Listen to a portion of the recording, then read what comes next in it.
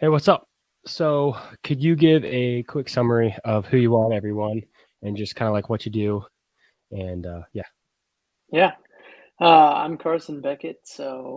Right now I'm in Brevard, North Carolina. I ventured here to school to get my exercise science degree, and I fell in love with the area. So I've stuck around and planted some roots here. I am a professional mountain biker, bit of everything though, more like professional off-road racer, and I also work diligently as a coach for dirt camp racing. So Hmm. coach and racer for the team.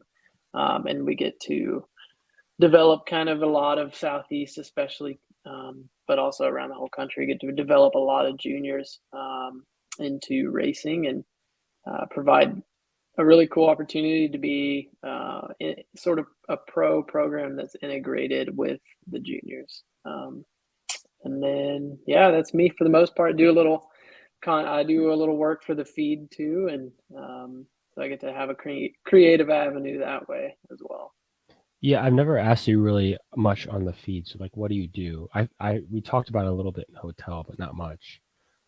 Yeah, I guess the technical position I hold is a copywriter, so I kind of Okay. write all the um, basically I write the copy part is essentially words and things to articles and such like that. That's related back to the company and driving sales, but I do a little bit of everything. I write product descriptions for new stuff that's coming in. I get to test stuff, interview like you are, interview some cool people, and write some blogs. So a little bit of everything.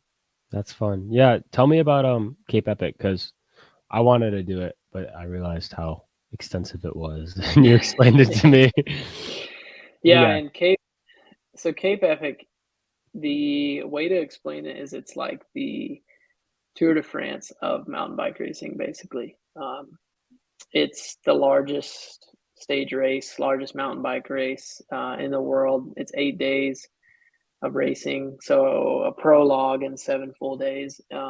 It's in South Africa, and yeah, it takes a lot. It takes a lot to get in it. It takes a lot to get there to complete it. Um, so we've got our hands full, but it's one of those premier events that came onto our plate this season, and we just couldn't pass up the opportunity. It's kind of now or never, and who knows if we'll get the chance to go back or not.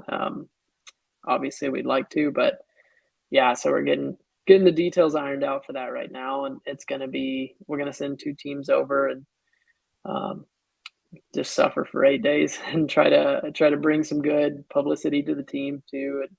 And that's the thing is it's probably the most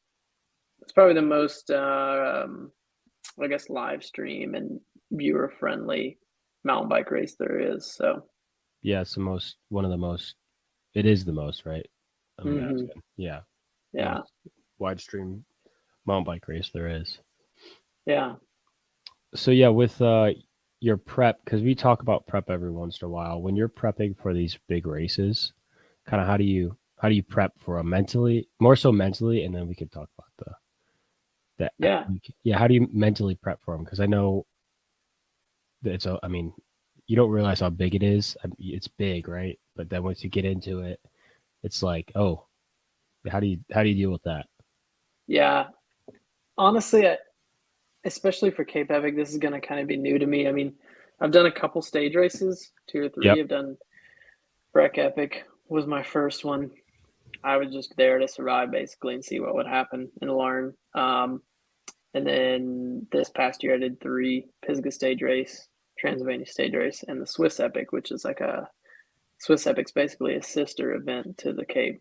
Um, Okay. so I've kind of got my feet underneath me, and I know how it works now. Like you're familiar with cross country racing. That's kind of the main thing I do. So the prep for those versus an 8 day race is definitely looking different so far.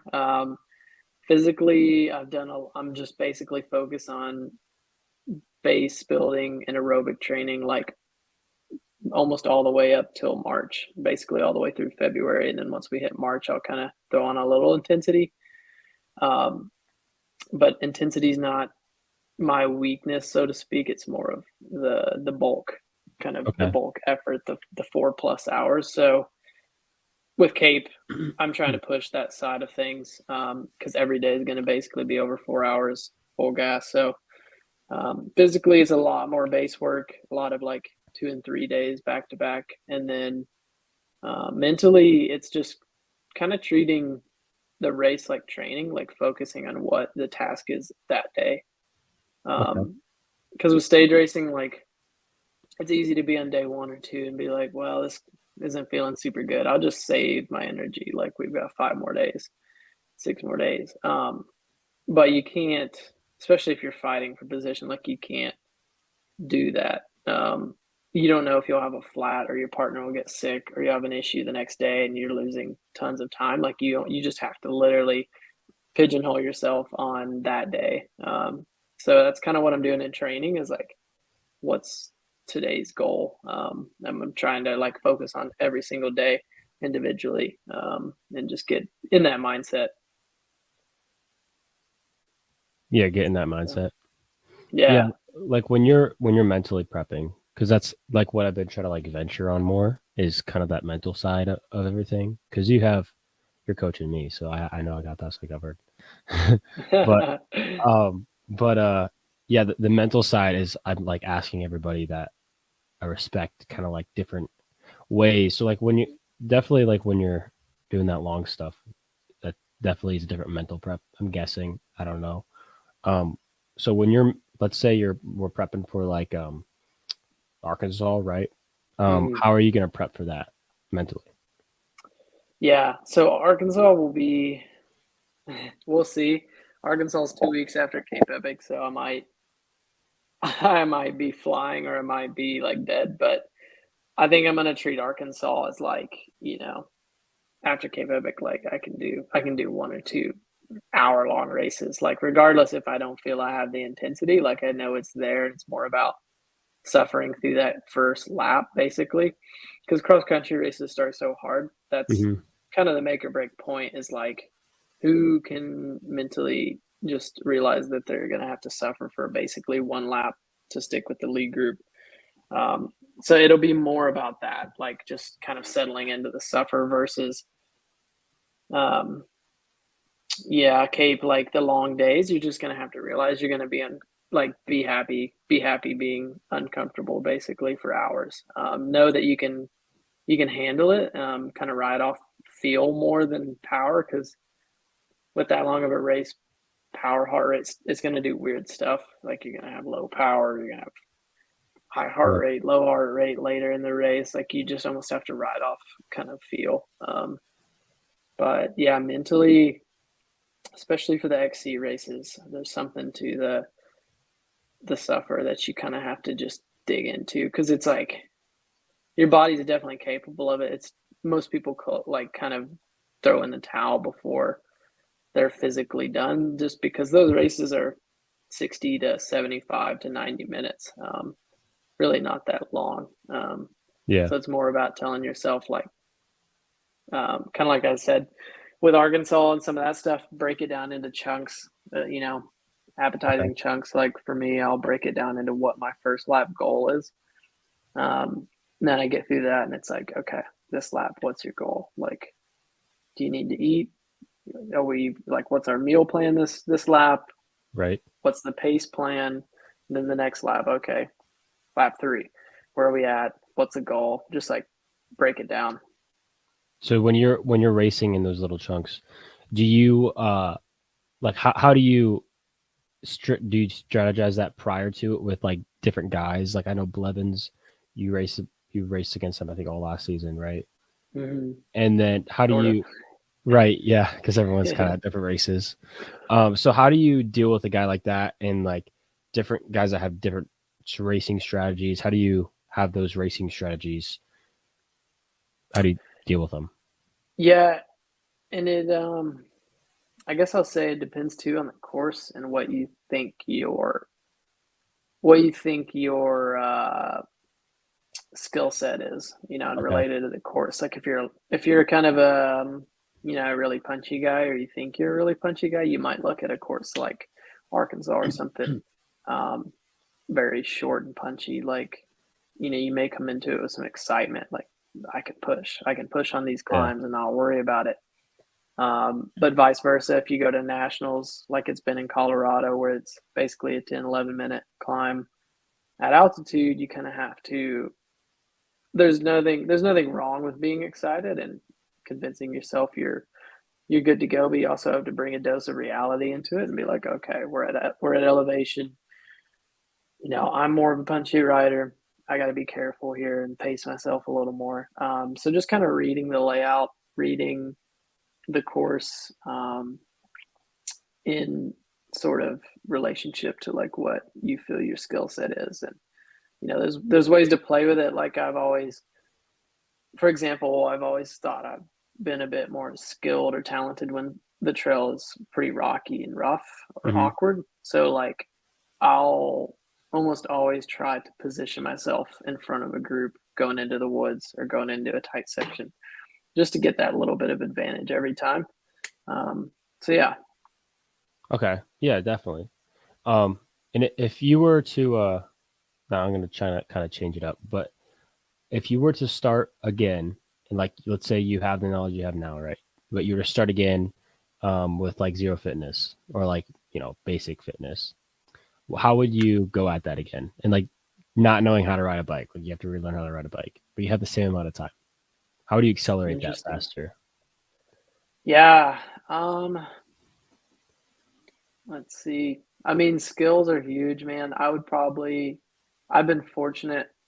I guess I grew up in a community where I was riding with a bunch of older guys, and they would take weekend trips to the local kind of wilderness area. And like, I would have to learn to ride massive boulders and stuff when I was like 10, 12. Oh, dang. Um, Okay. so I grew up in that environment, which was great um, for me because I feel like I haven't really had to work on skills a whole lot. I mean, I'm always diligent with skills, like how I'm riding. If I Hmm. make mistakes when I'm out training, I'm like, that was stupid, man. Like, focus on this, like, try to be better at this. But Hmm. I haven't had to, so to speak, go out and get lessons and learn and adapt in that sense. But I will say, if I had to restart from ground zero, one of the first things I would put an emphasis on is skills, like learning how to ride technical stuff as a mountain biker. And then riding, like, riding easy a lot. I've been writing some Hmm. articles about it and reading into it, but it's ironic that the most elite athletes in the world spend 85% of their training going easy. And then most amateurs spend probably opposite of that, 85% riding really hard. Um, Okay. and so it's interesting how riding easy and building a huge base can basically prop up like the rest of your fitness. But yeah, I don't know. I did a lot of racing, a lot of traveling around the Southeast as a youngster, Hmm. and that's great too, man. But yeah, I would work on skills because you can get as fast as you want, but if you don't have the skills to really like, you know, you don't have the Yeah. ability to like carry that speed. So skills and riding pretty easy a lot, and then I'd get into intensity later maybe. Yeah. Like definitely with, you've definitely harped on that a lot with me.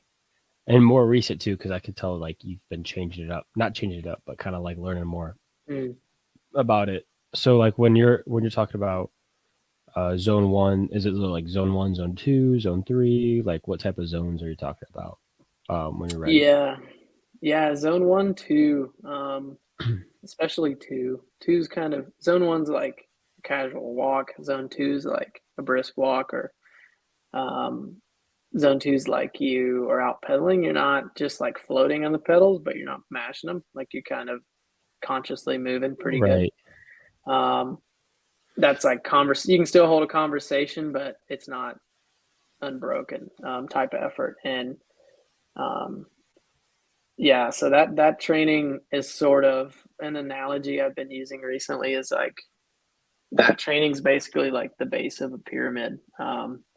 Like if you think about a pyramid, the broader and wider and stronger that you can make that first layer, Okay. the higher you can grow the pyramid, basically. Okay. That's kind of the analogy of like that base zone 2 training is if you can really create a good foundation of it, it props up your body basically for more intensity later.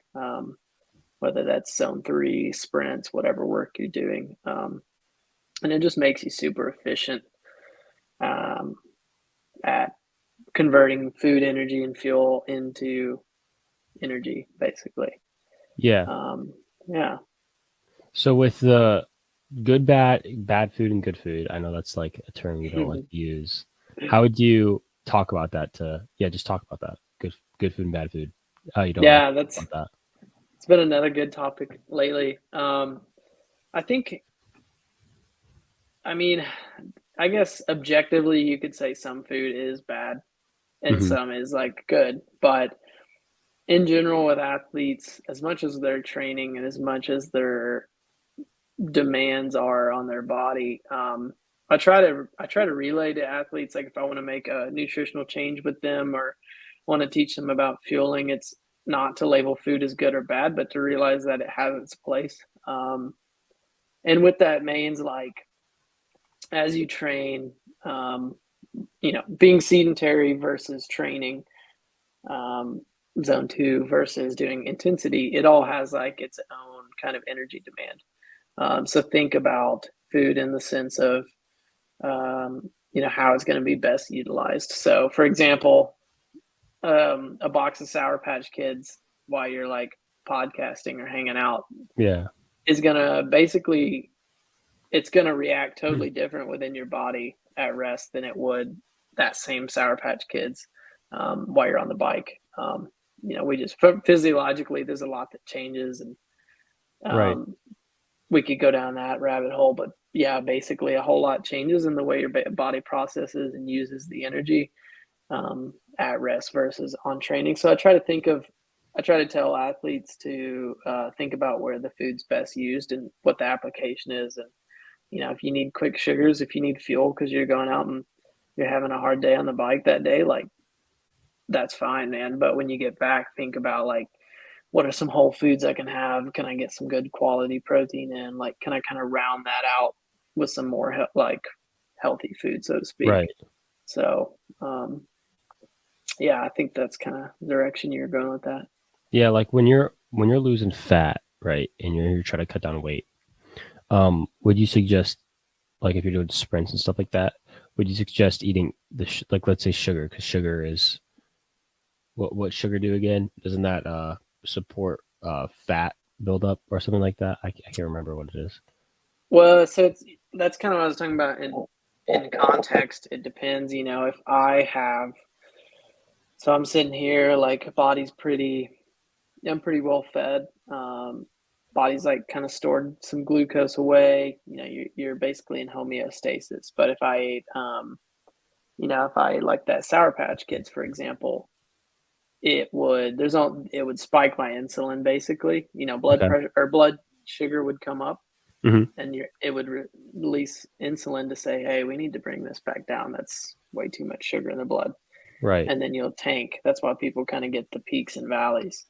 And then if you're not doing anything and you keep loading like that, sugars, it'll tend to store that in as fat, store it away, because it's like, I don't know what to do with this.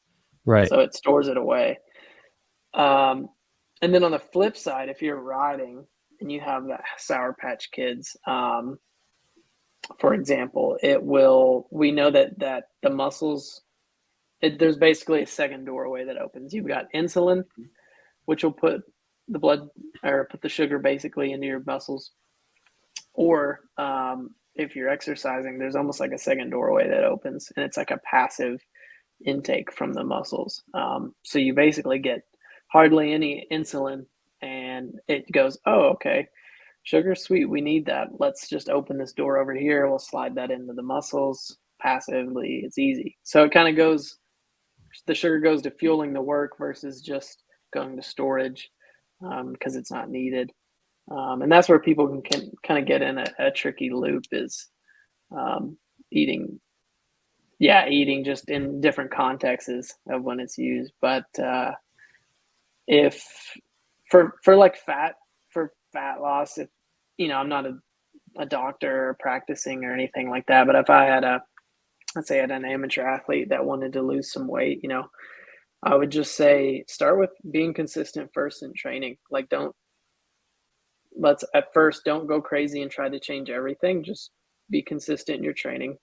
Um, we'll be consistent in making sure we get in a couple long rides a week, and then we'll start playing with diet later. But I think if you just focus on being consistent in the training, and then later cleaning up the food a bit, like the weight will just come off. I think, um, depending on the person, obviously, but I think people try to change a whole lot at one time, or they go out and try to like do fasted training on all their rides, and then that puts them in such a hole. They get back and they just eat everything, and then they're not getting anywhere. But if they're eating still the same meals, but just being more consistent and diligent, if they're being consistent in their training, and um, that stuff will tend to take care of itself.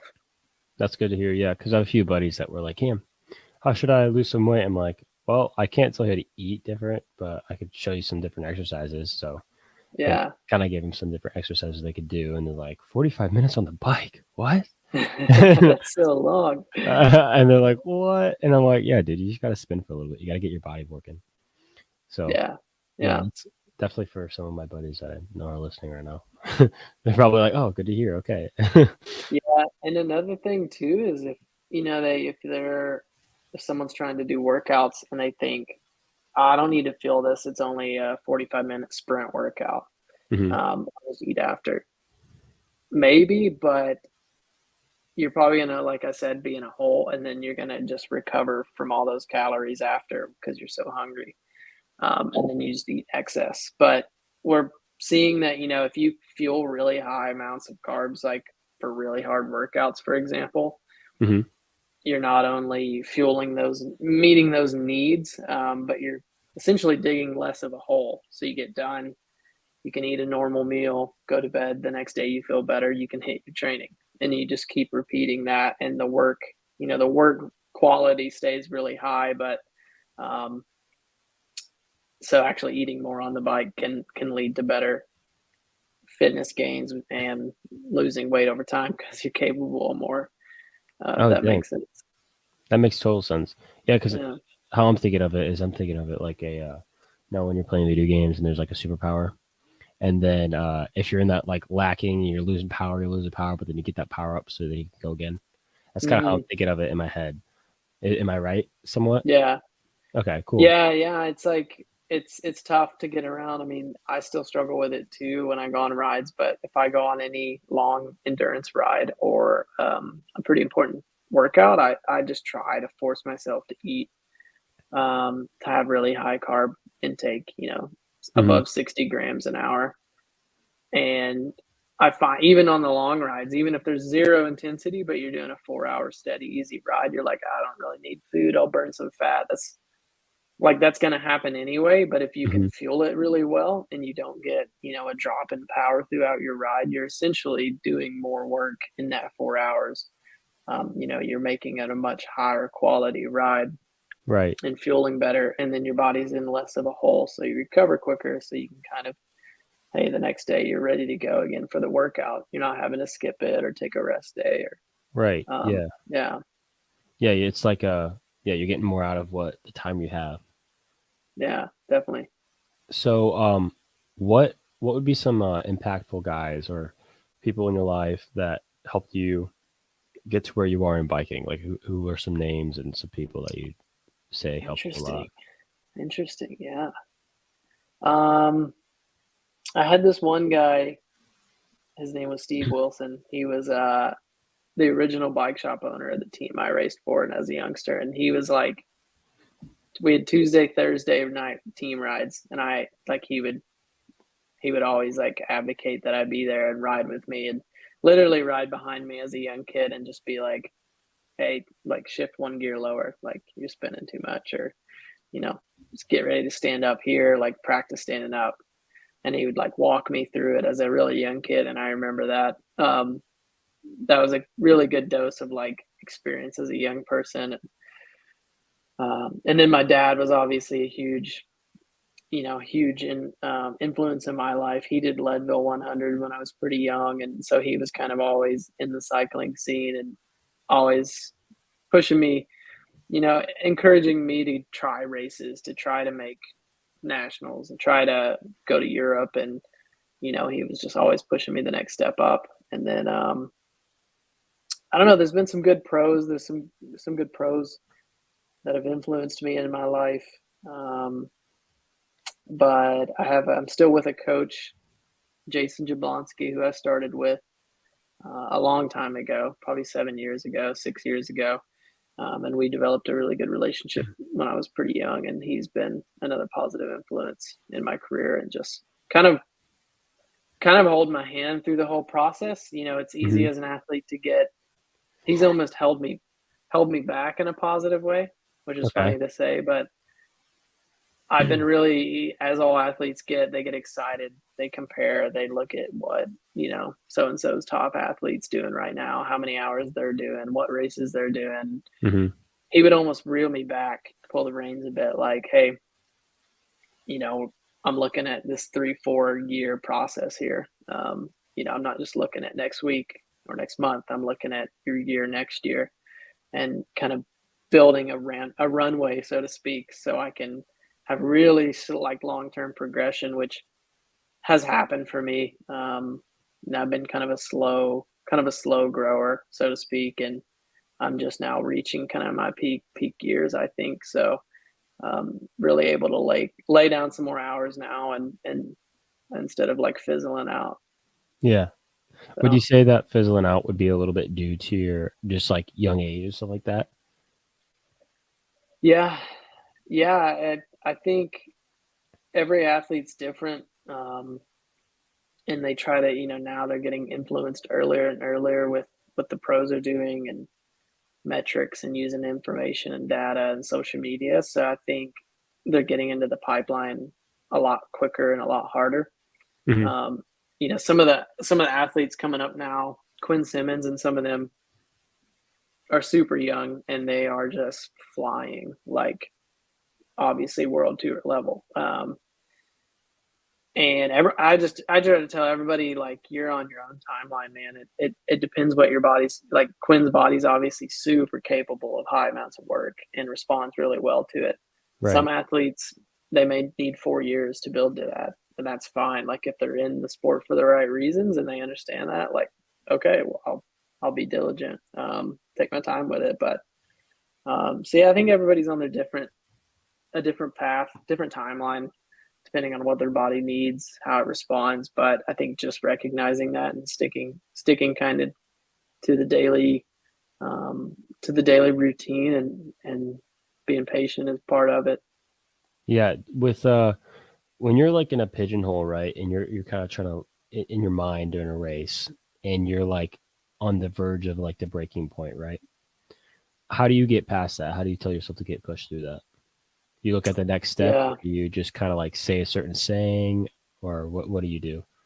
Yeah, it depends. I went through a period of trying mantras, trying different things, but I've gotten now to where it's just like I know those efforts are going to end when they're that hard. Like say you have like, especially gravel, you have a 3 hour gravel race, and it starts with there's like a little rollout and a climb pretty early on. Like those races, there's going to be a really hard push for about 5 minutes because they're basically just trying to snap the elastic from everybody else. Right. But you know that if you can hold, like I just try to tell myself, dude, hold the wheel for like 30 more seconds. You can do that. And then Hmm. you get there and you're like, okay, hold the wheel for 30 more seconds. You can do that. So you focus on 30 more seconds. And then eventually, like, they ease off. They slow down. They're going to slow down. Somebody's going to bring it back. And then you'll look up and look around and you're in the group you wanted to be on. And the benefit of that is so great for the entire race. You're with the fast group. everyone's working together smoothly. You have a group to ride with. You're not just like fighting kind of to catch back up the rest of the race, basically. So I try to break it into chunks of time now, just hold it for like 15 seconds more, just 15 seconds, and then keep doing that instead of focusing on the pain. Like the pain's debilitating for sure, but you're capable of a lot, and it's oftentimes worth it to try to hang in. Yeah, like when I was with you and on Saturday and we were all push up the climb, I really saw how everyone was starting to kick into that new drive. Does Mm-hmm. that make sense of what you're talking about? Like 15 more seconds, 15 more seconds, Yeah. 15 more seconds. Yeah, and I really saw how you pushed that up those hills and like, okay, 10 more minutes, 10 more minutes, 10 more minutes. Yeah. Yeah.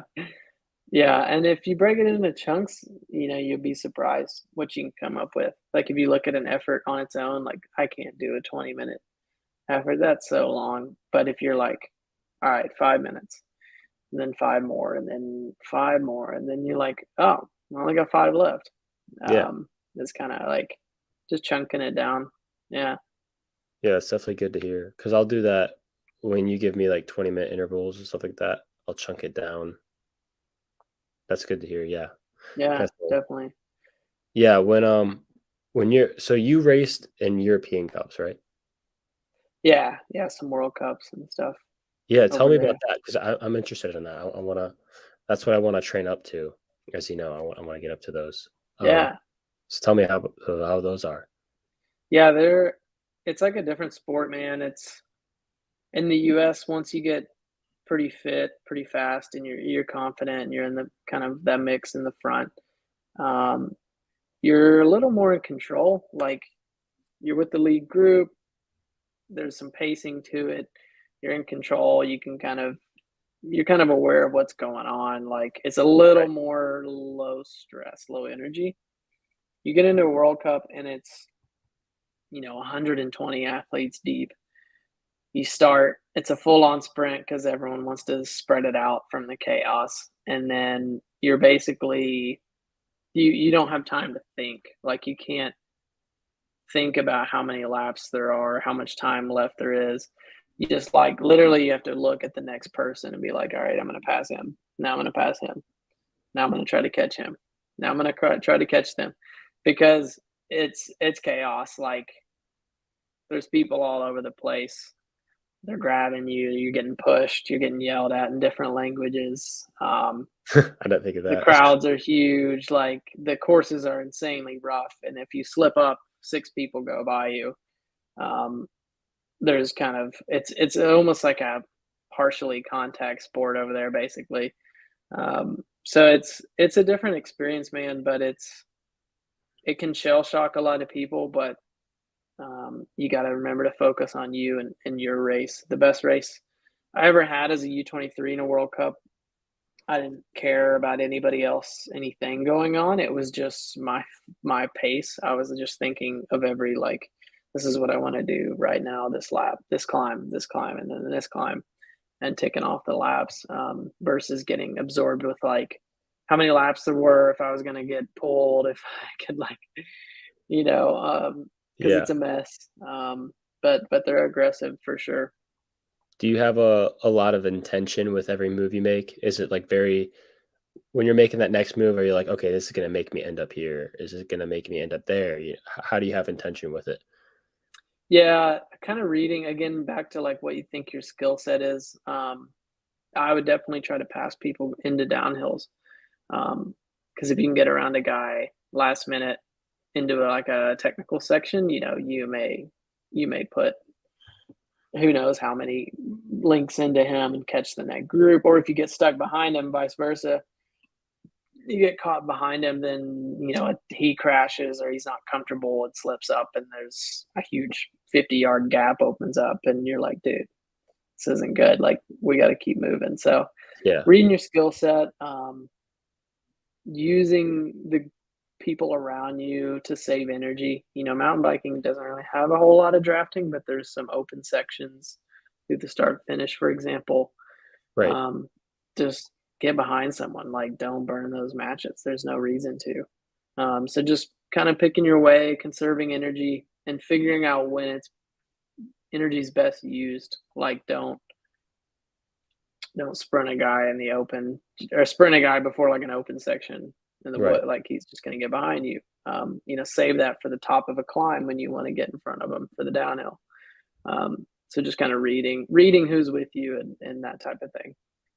All right. When you're yeah, like what got you passionate to go, and was it your dad to go in these races? Like where did this passion come from? Did it come out of a bed one night of a dream and you're just like, let's go for it? Or like, did you Yeah, grow up like it? I think. I think my first nationals really kicked it off. I was a cat two. So I went to like a talent ID camp in Maryland, which is what Okay. USA Cycling used to have at least, and it was this camp of kind of more elite juniors that were interested in basically developing and seeing what was they were capable of, and that kind of opened my eyes to like what was going on with the sport. And oh wow, I didn't realize I could go to Europe to race. Like that's kind of cool. And then I won Cat 2 nationals 15 to 18. The first time I ever went to nationals, and I was like, got interviewed and pictures on the podium, and it was only Cat 2 nationals, but I was like, this is cool. Like this is sweet. I didn't realize I was, capable of this, and I want to see where I can go with this. And then like a year later, got on the development team and was able to go to Europe, and um, that opened my eyes to like, wow, you can race in Europe. Like this is crazy. And then I just kind of was like curious. I wanted to travel. I wanted to use the bike as an excuse to like go to new places. Hmm. That's kind of the beauty of it is there's races all over the world, and the teams were willing to support me to go to them, and I wanted to do my best, and kind of fell in love, with the European scene because it's like the pinnacle of our sport. Basically, you got to go over to Europe to get your head bashed in, but um, and then yeah, now things are shifting now. I'm still trying to make some World Cup trips, but there's a lot of doors opening here in the U.S. with some really high level racing. So it's kind of ebbing and flowing, but I think at the root of it, my passion was just to see the world a bit, see where the bike could take me, and yeah, just like challenge myself to get these experiences while I can, as much as I can. Yeah, when you let the bike kind of like take over in your life, um, what doors did that open for you? Obviously, open up Europe. What other things, like in other parts of your life, did it open up like new relationships and stuff like that? Yeah, man. I met people from all over the world. It's funny. One of my first trips to Europe, we were staying in this little hostel, for example, in Germany, and it was like the whole British team was there, British national team, and it was like Evie Richards and some of the most elite women and men at the time, and just had no idea. We were just juniors over there racing, like 17, 18 years old. Like, oh hey, I'm Evie. Nice to meet you. I'm Carson. Whatever, cool.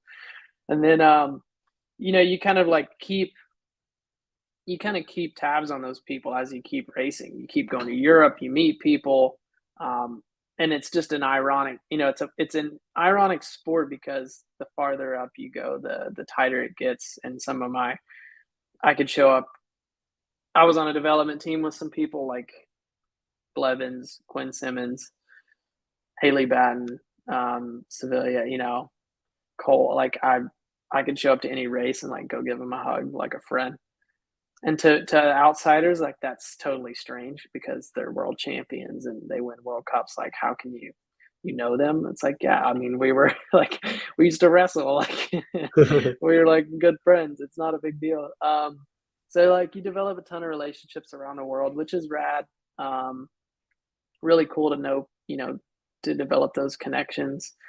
And then yeah, just sightseeing, man. Like I kind of got into a rabbit hole when I was a junior in U23 of just like getting so obsessed with performing because it was such a big deal to be over there. And as I've grown, I'm like, man, like that's my motivation now versus like a side effect instead of like, well, maybe if we have a rest day, we'll go visit this cathedral downtown. Like now it's like I want to be fit so I'm able to unlock these doors to like go to Cape Epic, to go to new opportunities and see the world. And so it's kind of a motivational thing now. But other things, yeah, other doors I guess it opened was my interest in exercise science, which brought me to Brevard, raced for the collegiate team, made some local connections here when I did internships, and just kind of spurred some interest in that side of things, got me writing and kind of creating some newsletters with my exercise science degree, which led me to the feed. Um, so I think just manifesting stuff. Like if you're interested in something, kind of push on it, see what happens. Because I think some doors can open, and following cycling now has led me to live in a place in the mountains that I love and with people I love, and I get to coach and ride during the day and make my own schedule and work for a company in a different way by riding for them and meeting new companies and up and coming products. So it's, yeah, just manifest things, like just push on it if you're interested in it, and something will fall some in your way. Yeah, with networking. So when you're networking with all these people, right? What are some ways, tips and tricks, right? Tips and tricks to kind of Ooh, be good better about question. it. Because I know I want to get better about networking. That's what this whole podcast is teaching me, how to network like crazy. I have to figure out how to talk to people through other people. They're like how to Yeah, connect with people. So yeah, how do you, some tips and tricks on that? it's a good skill, man. I'm really trying to push into that creative side because um, cycling and being a cycling coach can kind of be very pigeonholed in your skill set.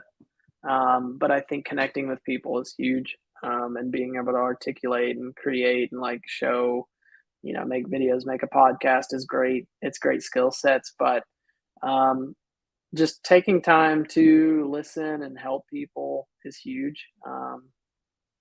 That's a good question. I've kind of just tried to be open, be nice, like listen to people, see what they have to say, and never like burn any bridges really if I can help it.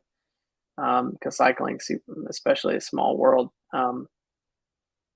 So yeah, just being open to things, spending time with people, like seeing what you can learn before you try to impose your own agenda on them. I mean, I think we all have that issue. Like I do too. As soon as I start talking to someone, it's like you're already thinking of your answer before they've finished, and so that's something I'm trying to get better at. But and then also, like, if you have something you think that's valuable, make it known. Kind of become that identity. Like when I first started writing, it was just out of kind of a hobby. Like I wanted to make some articles and use my information and my interest in exercise science for the good. And then I was still like, I would have never called myself a writer. I'm just like, nah, I'm not a good writer. I just like writing this stuff. But then people would be like, no, I really like this content. Like it's good. So like letting yourself like, no, I'm a podcaster. Like I'm a networker. Like I talk to people, I connect to people, I write. Right. I'm a filmmaker. Like just kind of become that identity, and don't be afraid to use it as an asset. Yeah. Okay. Yeah. Just kind of uh, just be yourself. Yeah, Be yourself. Don't try to, because people could see right through it when you're trying to push to be somebody else. yeah, yeah. Yeah. There's a lot of people trying to be what they think someone wants, but really people are just looking for you to kind of create your own way and stand out a bit. Yeah. Definitely. Would you say being uncomfortable, like being uncomfortable with new things, is a good thing? Because that means you learn something new. And was that what Yeah, you say? yeah. Man, discomfort was kind of like my theme this year or last year. Um, not in a bad way. Again, just in new experiences. Like I tried some new races. I, you know, set up a new job. I tried new things. I got married, which is like a positive discomfort, but Yeah, it is yeah. one. And then I had a example like the Swiss Epic came up, someone dropped out and needed a partner, and I jokingly was like, "Yeah, maybe I could go to Switzerland." Like this was 3 days before the race started. I was like, "I could go to Switzerland, maybe I'll text him." And then one thing led to another, and I was like, in 24 hours, I was packed up and on a plane to Switzerland, That's meeting crazy. meeting some guy I didn't even know just to be his partner so we could race the Swiss Epic. And I started to freak out and like kind of get anxious on the plane on the way over, and was like, what am I doing? I don't even know who I'm meeting. Like I don't. And then you get over there, you're uncomfortable, and then all of a sudden you kind of like settle into it, like, hmm, like look around. You're in Switzerland. You get to race. So what if it's not perfect? Like you're here for the experience. You're not here to compete. You just here with this guy to like see what happens. Right. And it's always hindsight. You get back from the trip. It's a quick 10-day trip to Switzerland, whatever. You get back and you're like, that was wow. Like I learned a little more about travel. I learned a little more about stage racing. I had to figure out how to get in a train across to the city. Yeah. Like what a wicked good experience that at first I was afraid of. So I think I've kind of leaned into that more this year. Like try, especially with Cape Epic, like try something. Like it's made me really uncomfortable to think I'm doing the Cape Epic, but now I have a reason to try to train a little more effectively. So yeah, Yeah, definitely. But yeah, like when you're uncomfortable, um, I definitely see more growth. Yeah, talk about the manifesting though, because when you're like, I write down my goals. I try to write down my goals every year, and then I try to write in that journal. I'm not that consistent with this year yet, but uh, sorry.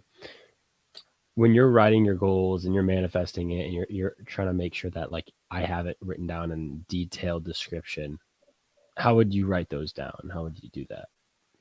it's a good question. I'm learning that too. I got a brand new James Clear planner. He's kind of he's like a pretty big figure in the world of habits and habit setting and Hmm. creating routines. But I did the same thing. I got a daily journal that I can write my to-do lists and basically time block. Like today's goals are XYZ. Tomorrow's goals are XYZ. Because like with being self-employed as a coach and as a professional athlete, like you could be busy all day but not be productive at all. Okay. And that's kind of the routine I slipped in. So now I'm like time blocking things and saying your one task for this day is to do this. And you may work a lot less, but you're getting projects done. You're being productive with your time. You're being specific with it, which then means you can kind of start to loosen the reins on like, okay, I got a couple hours to relax. Like I'll watch a show instead Yeah. of feeling guilty, feeling like you need to work. What are my goals? What are my goals? But going back to your original question, I think like for me, lay out my goals based on kind of subject of what's important to me. So like profession is one, business is one, friends and family, health, and whatever else. And within you can build your goals around those those things that are the most important to you in terms of building a routine. I think for goal setting, it's like you could write your goal at the top of the whiteboard and then almost forget about it all year if you by creating like a routine under it. Okay. Because if you create habits, the goal will sort of take care of itself. Is what I've learned. If your goal is to, I don't know, let's say your goal is to lose 30 pounds and deadlift 300 pounds. Those are your goals for like the gym. Well, if you're super concerned with those specific goals every time and you don't build in like a daily habit, it's like you're fighting the current. But if you say those are my goals, okay, but my daily routine is going to be Monday, Wednesday, Friday, I'm going to go to the gym before work, like it's happening. Right. then all your focus just goes into like showing up at the gym, completing the workout, showing up at the gym, completing the workout. Then 6 months from now, you're like, oh, wow, the weight, I lost the weight. I just got so caught up in like the routine I created that I didn't have to like worry so much about how scary the big goal was. So Yeah. kind of breaking it down to daily things that you can accomplish. Yeah. When you're making those habits, how do you really do that? When yeah, making those habits for those big goals, because the routine, I'm really good with routine. Like I could do 5 minute intervals a day of doing stuff and then get lost in it and look down a month later down the road and be like, oh crap, Yeah. busy work. Yeah. I think just keeping it small, breaking it down into daily, maybe weekly and monthly, just to keep it small so you have objective things that you can see that you're progressing upon. I'm trying to think of a specific example with one of my goals, like, but I can't think of it. But yeah, journaling's a great tool because you can, like I said, write down and just build those daily habits. And I think the daily habits, the thing with them is they have to be easy, like to Okay. see, like easy to do. Um, so if that's like one of your goals involves the gym, I'm going to go to the gym Monday, Wednesday, Friday Right. before work. First off, you got to have an alarm set and like abide by it. Second, have your like shoes and your gym clothes sitting out, like in the kitchen. So you walk right by and you're like, oh, I'll put them on. Okay. Like build those little things in that make your habit happen. Okay. Um, get an accountability person. If it's in a gym, for example, have someone that's like a friend that's like, yeah, I'll show up with you at 8 a.m. every day. I'll be there. Cause then it's like, now you're up. Now you've got your gym shoes on. Now you're like getting texts from your friend, like, hey, see you in 15. Right. Then it's like it's flowing. It happens. And the same can go with anything. Reading, like if you're like, I want to read more, I want to become more fluent, like pick a book, like set it by your nightstand and decide that I'll leave my phone charger across the room and my book will be on my nightstand. So you eventually have to put the phone down. And then when you get in your bed, it's like book only. Um, read a couple pages. You may fall asleep the next time you're reading a chapter. And then all of a sudden, like your book's done in 6 weeks or whatever it is. Right. So I think just make things clear, put them out in front, make it attainable. And then, just it kind of becomes a rhythm. Yeah. Was saying, would you say staying in the moment's important about building those habits too? Not just the routine. Like, would you say staying in the moment's important too? Yeah. And it's like, it might not be something you want to do at first, but if the bigger goal is important to you, you'll kind of reason that with yourself. You're like, I could make a big bowl of cereal at midnight. I'm getting kind of hungry. It's like, or I can go to bed and like get that extra 30 minutes of sleep. Yeah. Sleep's a big thing I've really clamped down on this year. Like I'm going to prioritize sleep. So no matter what I'm doing during the work week, if I'm watching a show, if there's a movie on, like the TV is getting cut off at 9:30, like no matter what. Yeah. And sometimes Kate's not stoked on it, but I'm like, it's 9:30, it's going off because then like let's say your bedtime, you want to get 8 hours, and you have to be asleep by 10:30. Like there's this whole wind down period. You're getting ready for bed, you're reading, you're kind of falling Drinking the asleep, and then tea. another half hour is fall. So like building in those time markers, for example, like with sleep for me is huge. And I don't always want to, like the show is good, but it's 9:30 and I can finish it tomorrow and I'm going to regret it if I sit here another hour and I lose sleep. So Yeah. Just talking about goals. When you're trying to when you're dictating what's success for you, or just in general for you, what would you dictate as success? it's a good question, man. It's kind of changed over the years. I would say 3 years ago, I would have said winning X race, winning nationals, winning a World Cup. And those goals are still very, I still would love to win nationals, absolutely. But I've kind of reframed what success is, and not so much results oriented, but like, did I execute my goal? So did I come to national championships feeling totally prepared, did everything I could, and I line up and I race with everything I have, like whether I get third or 10th, it's like, success was I got put all the pieces together, and I felt that was successful. Like having a race that you think you totally executed on. Obviously, I still want to get third or second or first. I've still got performance goals at certain races, but I think the races I've done the best at, I've kind of tried to tune that out and focus on literally how to make a successful race. So like my meal prior, my prep, eating all my food. Like if I had 3 gels that I'm like, this is what I probably should eat during the race, not like pulling one out and be like, I'm fine. But like eating all 3 gels, hitting these marks on these laps, riding my lines really well on these technical sections. Then all of a sudden, like, kind of like I said with habit making, like the result will take care of itself. But success for me is now more like setting a challenge and just seeing how well I can optimize that. Okay. Come to that challenge basically.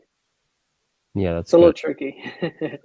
and being fulfilled in the process. Success to me too is now like I want to make sure I'm having fun on the bike.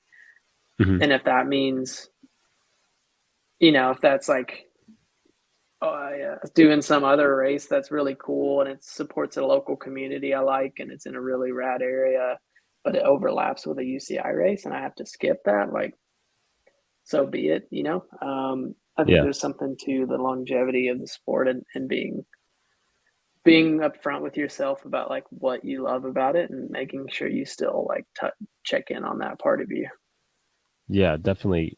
Because I know last year I almost experienced burnout training with the other coaches I had. And then I kind of just did a reset at nationals. Actually, it was at nationals.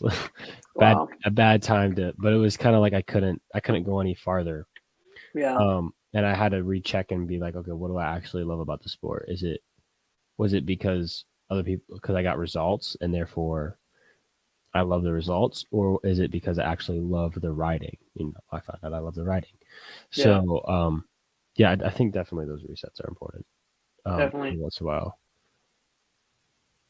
Yeah. I think building those moments in your year to like make sure you're kind of like refilling your cup, so to speak. Because there's parts about the sport that I definitely don't like too. Like I don't want to do intervals when it's 38 and raining. Yeah. But the bigger goal of, well, I want to go to this race.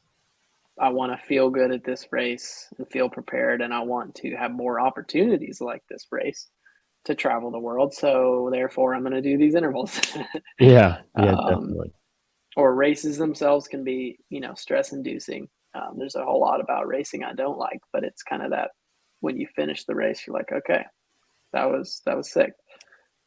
Yeah, definitely. Yeah, it's important to finish with your spirits high because even if you don't do good, it's about the experience. Yeah, like if you don't do well, it's almost, I've kind of come to like, well, okay, now what can I pull from this? What can I learn? Oh, I didn't eat enough. I didn't like have the right tires on. I was too dumb and thought I'd be fine. Like you can pull a lot. So yeah. Well, thanks for coming on. I'm glad that you came on. Yeah, man. Thanks. Yeah, it was fun. Well, I'm gonna let you get going. And I'll text you later about it. But Awesome. Yeah. Thanks for coming on. I appreciate it, and appreciate the chance to kind of vent. Yeah, definitely. I wanted you to ramble. I wanted you to talk about things that typically people might cut you off on because it's important. Yeah. Thanks, man. I appreciate your time. Yeah, no problem. All right. I'll let you go. I'll see you, man. See ya. All right. Bye.